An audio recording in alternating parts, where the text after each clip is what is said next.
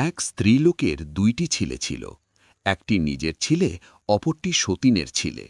সে সতীনের ছেলেটিকে সবসময় কোলে রাখত। উঠতে বসতে, চলতে ফিরতে ছেলেটিকে কখনো কোল থেকে নামাত না।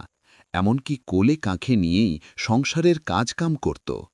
পাড়ায় বেড়াতে গেলে সতীনের ছেলেটিকে কোলে এবং নিজের ছেলেটিকে হাত ধরে হাঁটিয়ে নিয়ে যেত। পাড়ার মেয়েরা সব প্রশংসায় পঞ্চমুখ হয়ে উঠল।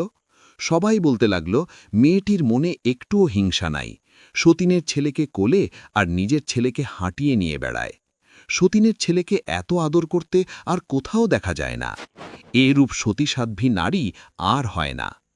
কিন্তু একদিন পাড়ার একটি মেয়ে লোক এসে গোপনে সহানুভূতি স্বরূপ বলল, বুবু, নিজের ছেলেকে অবহেলা করে সতীনের ছেলেকে এত আদর করা ঠিক হবে না, তাতে নিজেরই ক্ষতি। মেয়ে লোকটি বলল, না বুবু, এটা আমার ছেলের প্রতি অবহেলা নয়। নিজের ছেলেকে হাঁটিয়ে নিয়ে বেড়াই যেন তার পা শক্ত হয় এবং স্বাবলম্বী হয়ে সমাজে মজবুত হয়ে দাঁড়াতে পারে। আর সতীনের ছেলেকে কোলে নিয়ে বেড়াই যেন সে কোনো দিন হাঁটতে না শেখে। কোলে থাকতে থাকতে অচল এবং পঙ্গু হয়ে কোনো দিন সে সমাজে মুখ তুলে দাঁড়াতে পারবে না। এটা সতীনের ছেলের প্রতি আদর নয়, কিন্তু মানুষ বুঝতে না পেরে আমার প্রশংসা করছে, তা আমি কি করব?